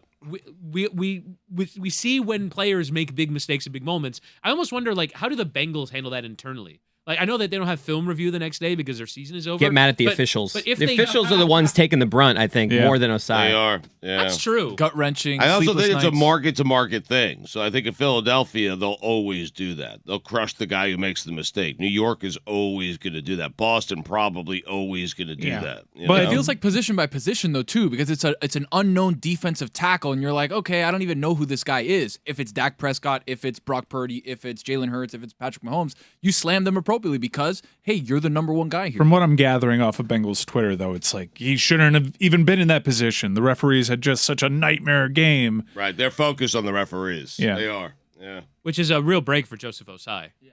Because he hit him 7 feet out of bounds. Yeah, no, it was a blatant penalty, and it was really dumb. And, Super.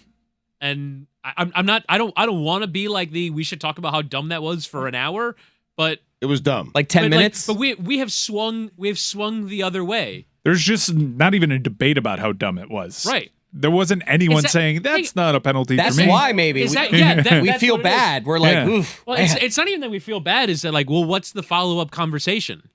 Like, we might have been better at just like skewering Bill Buckner for messing up, and you get to talk about like how the Boston Red Sox are just never going to win. Like, I imagine WEEI the next day after the Bill Buckner. I don't even think it existed, but like if it did, it was just pure wall-to-wall Bill Buckner is a moron for screwing this up. Steve Bartman is a moron.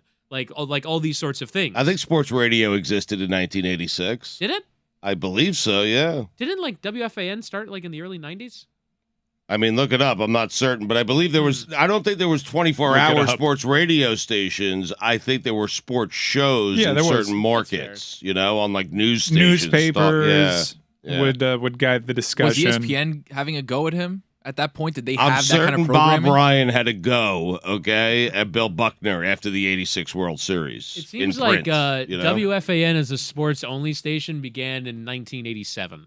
Okay, so there were some shows, is what I'm saying. Right. The first sports talk radio show in history launched in '64, but you were saying like networks. Yeah. Right. Fully. 24-hour sports station. Yeah. Speaking of referees, you guys see the story in the NBA? So this LeBron foul gets funnier and funnier because the reaction to it. I thought you were going to talk about Jaren Jackson's potentially fraudulent blocks. Have you seen this? No. So somebody on NBA Reddit discovered that Jaren Jackson gets way more blocks at home than he does on the road.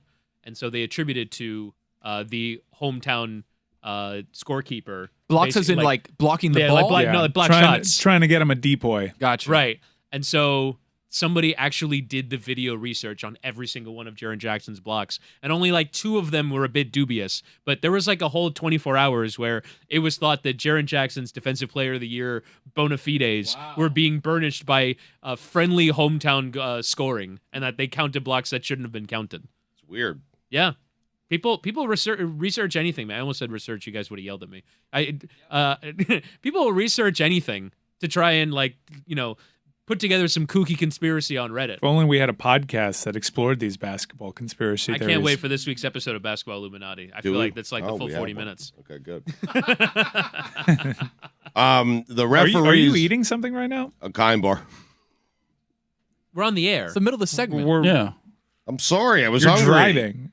You're driving. When you started the segment, I figured a pretty good time to sneak in a little kind bar. I mean, not our 10-minute break before this. No, I had a heater. What there. flavor is it? Yeah. What flavor is that? Marlboro Light. Yes. Delicious. So the reaction to this LeBron, I guess, missed call on who was Jason It was Tatum, yeah. Yeah. His reaction was ridiculous. I feel like it's still in your mouth. It is. You can just chew. We'll fill. Okay, Phil. Let's get it out of there. Phil, Mike. Yeah. If I may, since I was crediting us for being better people, yesterday I went for a walk down the beach.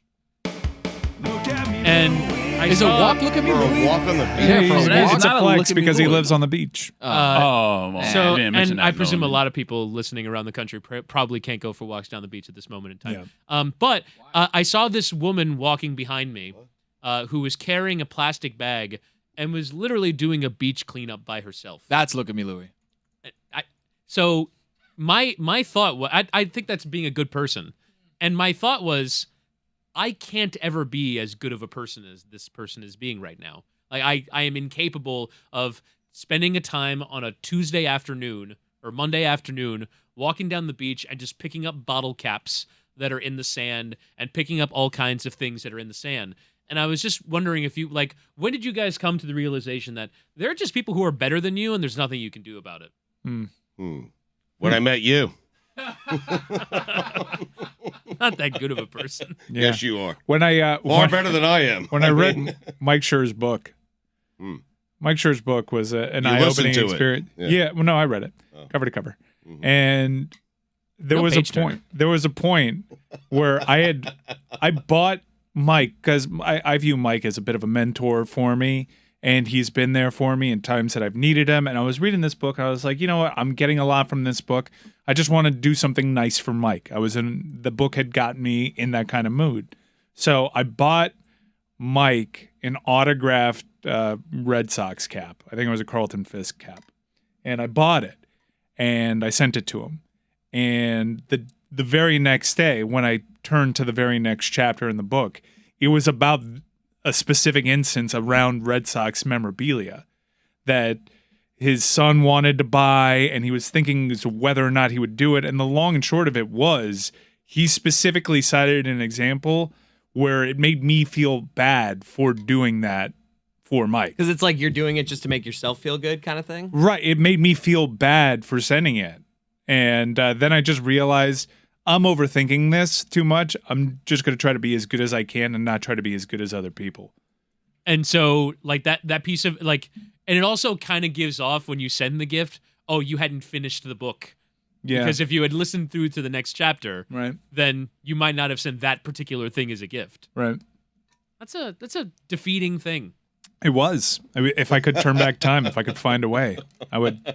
I'm trying to think of cancel that Carlton Fisk cap. I'm just trying to think of the nicest thing I've done. He said it was very nice, but I knew from reading the book that he didn't appreciate it. Stugotz, what's the nicest thing you've ever done for somebody? Not someone you care about, I'll but just have to a think for a while. stranger. Yeah. Like a stranger. I think I told someone once when they dropped something. I was like, "Hey, you dropped that." That's the nicest thing you've done? I'm just trying to think.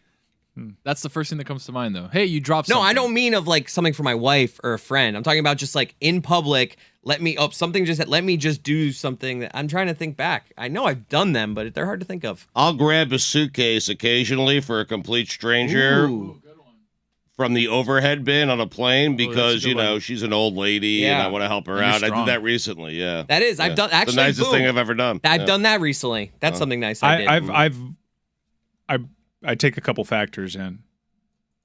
I've learned that you don't necessarily just do that.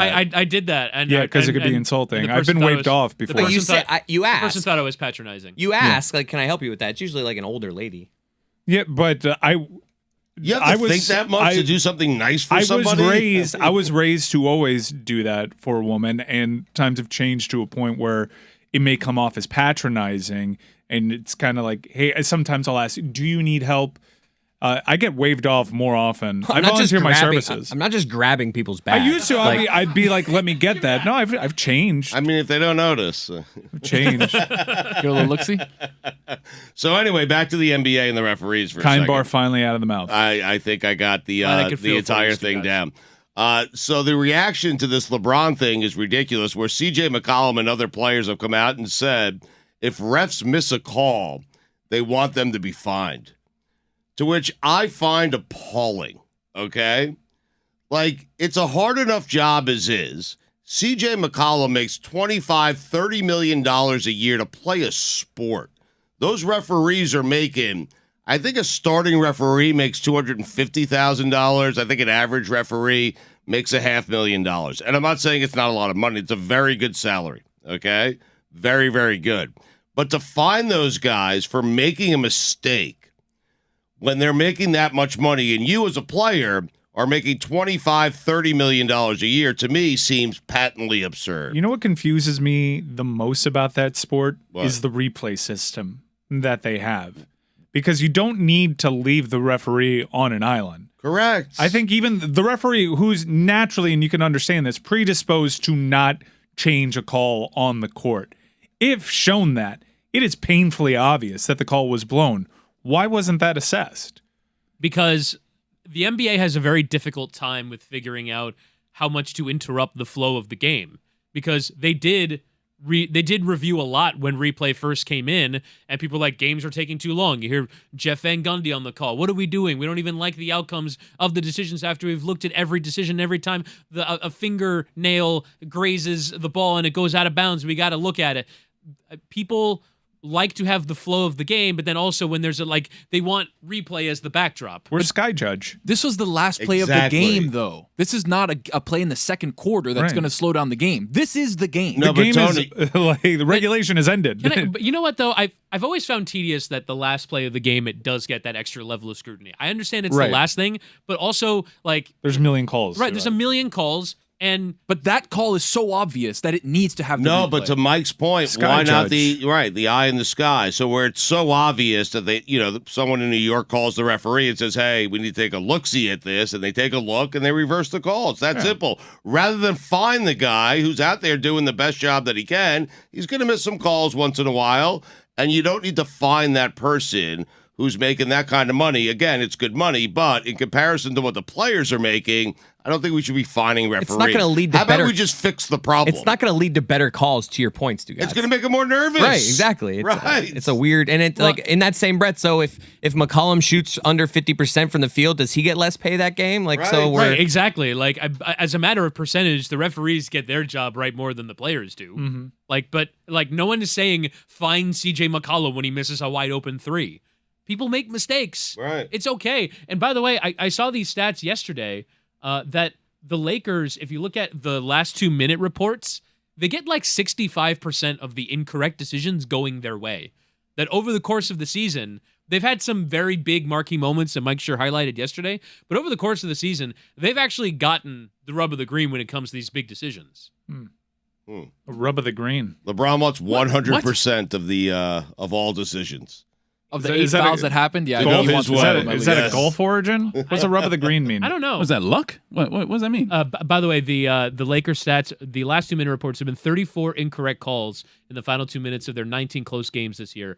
21 of them went in favor of the Lakers. I've never heard rub of the green. Yeah, it's a common one used in like BBC podcasts I listen to. Right. So is It's this not So common. not America. None So of what us the have hell ever does it heard mean? Well, yeah. What does it mean? I'm looking at the definition. The first definition says good fortune, especially as determining events in sporting match. And then number 2 definition, when talking about golf, an accidental or unpredictable influence on the course or position of the ball. So in all your golf playing days, you boys have never heard that before? Never. I've never heard it. Nope. First time I'm hearing it today. All right, so it was luck, my first time too, but I guess Golf Origin because of that. So It means you get good luck. No, I pieced it together, but we all kind of took it in stride. I'm like, I don't think I've ever heard that before. You know what's funny is I enter these moments kind of like how I said research, almost said research earlier. Well, how you say halftime. Halftime. Yeah. But you're that's absurd that you do that. How do you say popcorn? Popcorn? Yeah. Say halftime. Say halftime the way that you say popcorn. Halftime. Popcorn. Popcorn. Oh, yeah, I see what you're saying. Yeah. You're saying it like but popcorn. Like, no, but you want to punch me in the face when I say it that way, don't you? Yeah. No, but what I'm hey, saying. let's go to the movies. I'll buy some popcorn. But what I'm telling you guys is, I am not making a conscious decision to say it halftime. Yes, you are. That's worse. No, I'm not. Yes, you That's are. worse. Okay, it's but just here's the in thing. you. It's ingrained in you. I was heading towards the Bullshit. highway exit of saying rub of the green, and I was like, shit, I have nothing else. I just have to say this, despite the fact that I know that it's going to be a nice diversion that's crumbling going to cookie. interrupt the program. I'm heading there. I'm saying it. I almost said research, and I had to stop myself. Can you not stop yourself when you do things like that? You see the exit and you're like, I It's gotta too go. late. I'm trying to finish a sentence. Put your blinker on, man. Get back on the highway. It's fine. We're talking extemporaneously on the air. I'm trying to. I don't know about extemporaneously. I don't think we're talking. Let's all have a sandwich. Yeah. You turn into Christopher Walken. Yeah. Say halftime the way that you say popcorn. Popcorn. Oh, but Say halftime the way You're that you say trying. You're popcorn. thinking too much. Halftime. Halftime. See? The first way was better. Sandwich. Halftime. Sandwich. Oh. See what I mean? You get excited. Break yourself at that. Yeah. Okay, I'll try. Yeah. Too often we just try call to it Sandy. assimilate It's to a Europe bad when it syllable. comes to lean into soccer, lean into the Americanisms of it. I think I do. We have our own sporting But culture it's here, a- and over it's a here we don't mixed say language. rub of the green. We don't. But it was the expression that was in my head. What do you want me to do? Change it. Do you want me to Change stop? it. Okay. Do you want me to stop the Become show? American. Yeah. Do you want me to stop the show? So be like, hey guys, I need another expression for getting good luck. Yeah. Yeah. Good luck. No, Yeah, that do would that. be Getting good terrible. luck. And we'll look it up for You're you. not English. Look where we are now. You said Colombian. pilloried. I didn't even know what that meant. You said it twice. You're Colombian. He wants to be English, though. No, You're Colombian. It's not want to be. Is I listen to so many soccer podcasts Right. And that's that your I fault. just can't help but absorb it. But you want to be English. No, but if I given the choice, you would to be choose being fair, English. to be- You I, would. I like the diversity of language. I like that they don't just say this. I like that it's different. I'm But intrigued you realize that they're by the just different things that like they say. for them. That's just what they say. But it's called English. Yeah. right? Like- Exactly. I mean, why couldn't the we Queen's use? English? Why couldn't we Because use you're other from words? a certain region. Lean into it.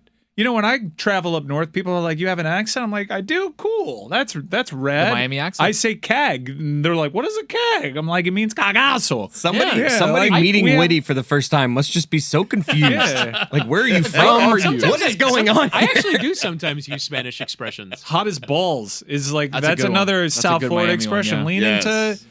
Lean don't use into hot Is that balls South somewhere Florida? else? Hot as Oh, balls sure. is No, no, everywhere. No, else hot for as that balls one, is too. grown, but That I spans think across every state. It does. literally, Literally. supposedly, Irregardless. Irregardless is a big one. There's Yeah. a couple of things that are just The way you know, the way you said literally was as spot on of a Miami accent Almonds. as I've ever heard. Literally. almonds. I said almonds Salmon. the other day. I say almonds. and I was, Made fun of me for I was it. proud. Well, you It's made, no, almonds. you weren't. You You didn't made say fun of me for it. almonds, like you said. Almendras. Yeah, Oh, wow. I'm an amalgam of various cultures.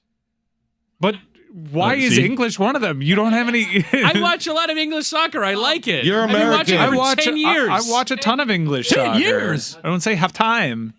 Come on, lads. But you do say hit. You call say us pitch. lads. You say pitch. I say pitch just because Yeah. field can be confusing.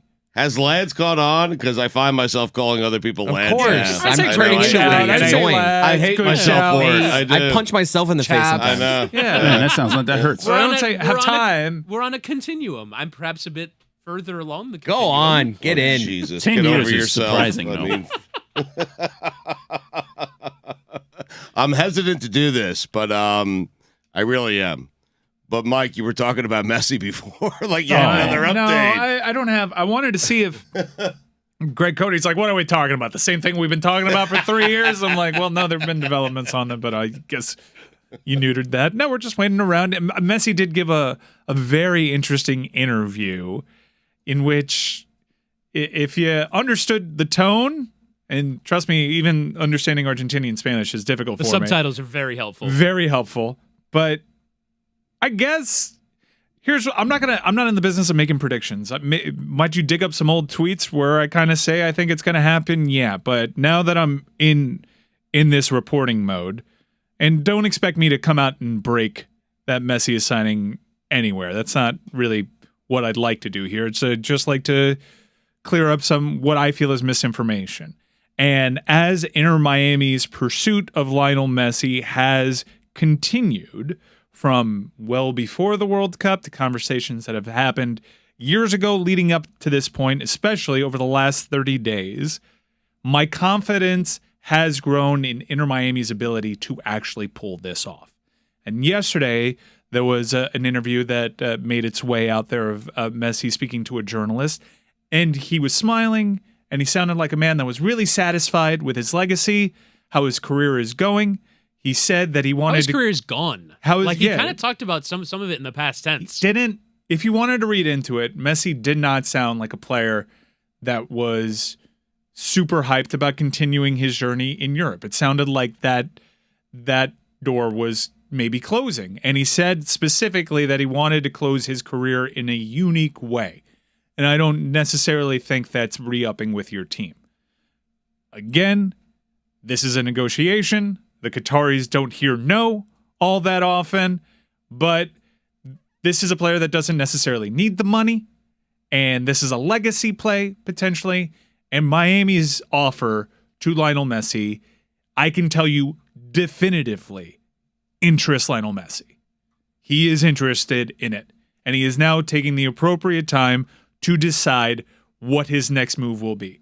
And if he does move over to Inter Miami and MLS, it becomes instantly the biggest U.S. soccer transaction of all time, and it provides a lot of momentum for MLS headed into this Apple deal that needs something big like that, I think. Because while they're going to be on some legacy broadcast partner channels, it's going to become increasingly difficult for casual soccer fans or people or non-fans to discover MLS, being that it's going totally on Apple.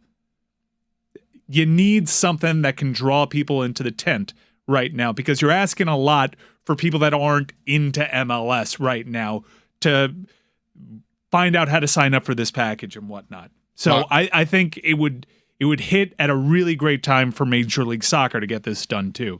Time to buy the tickets, or what do you think? I think a lot of people have bought the That's tickets. all I care about. All right. A lot of people have bought the tickets. The premium seats at for Inter Miami have been gone for a while.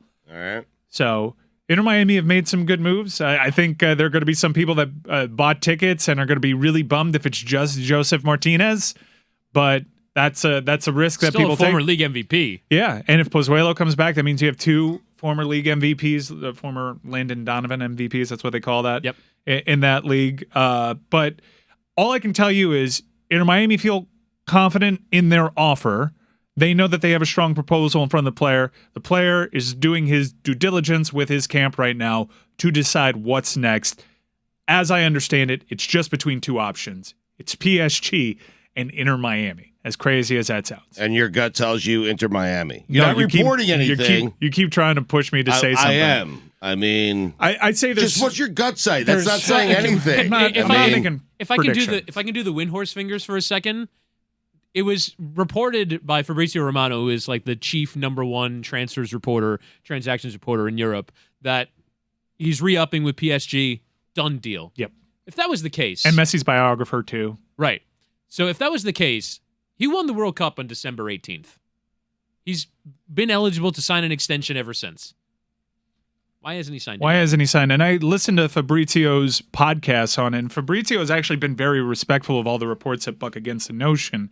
It seems as though the bulk of Fabrizio's reporting on this Messi deal stemmed from conversations that were had before the World Cup. He said as much. And I can tell you, Inter Miami, influential members of Inter Miami's front office were at the World Cup final, and they have spoken to Lionel Messi as recent as last week. They have had a decent communication, and there was never any indication that there was a done deal with PSG. and they are not carrying themselves in this negotiation like they have a done deal. He may very well sign with PSG. What I'm telling you, what my gut is telling me, is that thank you. My confidence in Inter Miami's ability to do this, because a month ago it was very easy to dismiss the best player in the world right now off of that legendary moment coming to MLS and Major League Soccer. And still credibly call himself one of the very best players in the world, if not the very best player in the world. I understand why people are so dismissive of it. I don't necessarily understand why they're so dismissive of me. I know my reporting is good. I know my sourcing is airtight. I know what's happening here, and I'm sharing the tip of the iceberg in terms of what I know. My confidence in Inter Miami's ability to pull off this mega Percentage deal. Percentage point. I'm not going to do that. I'm going to tell you. Good question, Tom. Yeah. I'm going to tell you. 27? I'm going to tell you my confidence Better in than 50? their ability to pull it off has only grown over time. I think you can. That sounds like more than 50. Better than 50? Yeah, it sounds you like can more than only 50. put a certain. You can only put a certain ceiling on the percentage confidence because you're going against Paris Saint-Germain. You're But if going there's against Qatari sports investments. They're worth tens of billions of dollars. There is no dollar amount that they couldn't pay. Yeah. Like outside, I guess there is rules in place in Europe where you can only spend so much against your revenue, which does somewhat play into this. That does play into what PSG can do. Yeah. Because they already pay so much to Mbappe, they pay so much to Neymar, they pay so much for the rest of their squad. They can only pay but so much. But this is the richest entity in sports. I guess maybe second to the Saudi Public Investment Fund owning Newcastle, but like this is more money than God. This is more money than you know what to do with. And so, like, Lionel Messi could theoretically just say, I want as much cash as possible, and Inter Miami can only but throw up their hands up and say, all right, have a nice time. But there is something more here. And Messi, in that interview, the thing that leads a lot of people to think that it could go differently than just him re-upping with Paris Saint-Germain is that, and we were talking about this at the time, ahead of the World Cup final, we had the Cooligans on, and I'm like, as an Inter Miami fan, as someone who wants MLS to thrive and wants him here, do I want Messi to win the World Cup? Because it would prove him as one of the very best players in the world, but on the flip side, he would also prove he has nothing left to do in this sport. Right. He's won Champions Leagues. He's won league titles. He's won the World Cup. He's better than Cristiano Ronaldo from a legacy standpoint. He's done all he has to do in Europe. That's a asked sad around- thing, though, right? I asked around after he had that performance and they won the World Cup, people that would know, like, hey, is this a good thing for Messi to MLS? And to a person, they all said, yeah, this is a positive development. This helps the chances. And that was over a month ago. And since then, the conversations have only gotten more and more serious. The reason I'm pushing you on your gut and asking you better than 50% is my gut is telling me something right now. NFL related. The football we care about. Uh-oh. Okay? I teased it earlier. I'm reporting this, okay, from my gut. Tom Brady. Now, I want you guys to imagine this, okay? Grows up in San Francisco, okay? Huge 49ers fan. Watches Joe Montana and Steve Young win 4 or 5 Super Bowls. Loves that team. And now we think that he's at the end of his career. We think. We don't know. He also might just be getting started. We have no idea. But with those 2 injuries to those 2 quarterbacks, those are bad injuries. Brock Purdy, 6 months. He's out. Little Tommy John. Yep. Trey Lance, really bad knee injury. He should be back for next season, but I think it was clear that Trey Lance, when he was given the time, is not ready to be an NFL quarterback. They should both be ready for camp. They should. It doesn't matter. They won't be ready for the summer, though. They're coming off bad injuries. And who knows when Brock Purdy's going to be able to throw minicamp. again, too. Yeah. Well, I mean, so I want you guys to close your eyes for a moment, if you can. Why? Because I'm pretty sure we all know where this is going. I want you to imagine this. I want to see. Okay? I want you to see it. McCaffrey. Literally. McCaffrey. Okay? Debo Samuel. Ayuk. Brandon. George Kittle. Gronk. Messi at lower.com. I did not see Gronk in this. 2 tight ends. And you know Tommy loves tight ends. 12 personnel. Tom Brady to the Niners. Done deal. It's a done deal. It's the storybook ending or beginning to a great career. It would have been such a great setup. Brady to the Raiders. and Brock Purdy as quarterback of that team while Brady is in Las Vegas. He gets the NFC. It's the conference he wants to be in. Great coach, great team, brings Gronk in. It's a perfect ending to Tom Brady's career. Stu, I've got a little And he something wins for another you. Super Bowl. How about this? How about close your eyes? I will. Picture Brady in the black and silver of the Las Vegas Raiders. You don't like it. I know you don't like it, but picture this one. Picture that champagne and red with Derek Carr. I can't see it. How do you feel about that? I can't see it. Brady, Niners, done deal. I was picturing Derek Carr with the Jets. How do you like that? Aaron Rodgers, Jets. But if that doesn't happen, how do you feel about Derek Carr? I'll take it. I love a little QB carousel. He'd be the best quarterback we've ever had. We do have a proper carousel this We year. do. We really do. It's exciting. You guys don't think that's happening, Brady? I like it. I said 2 weeks ago that he should take $1 million. And then Dan said that the players union would never allow that, which I don't really find to be fair, but whatever. Would Brady win a Super Bowl with that team? They were one of the favorites this year. Yeah. Yes, the answer They is could. Absolutely. Done deal. I can't say that there's so many weird things that happen in that sport. I can't just say they're going to win a Super Bowl. chances. I will say, Stugotz, to bolster your argument, it was reported yesterday that, or it was revealed yesterday, it's not reported because the NFL announced it, that the salary cap is going up $16 million next year, which isn't to say that all of the other Niners salaries don't commensurately also go up, but that's an extra amount of money for the Niners or any other team to play with in terms of salary cap money. Kittle and Gronk. That'd be nice. Gronk's so old. He's not though. He's not. That's the thing. He's So not is that Brady. His body's He's like broken. 32. He's like 3 years older than Kittle. Travis Kelce's 33. That's wild. Gronkowski is 33. What? He'll be 34 in May. How old is Kittle? I think he's 29. yeah. 29. Oh my God. Yeah. Low-key been at this for a while. He'll be 30 next season. Kittle not so zany when he's down 21. You wanted to say that so Yeah. bad. I've heard you say that off air Like 10 at least times. 20 times. I did that entire thing so Chris could say it. Chess and checkers.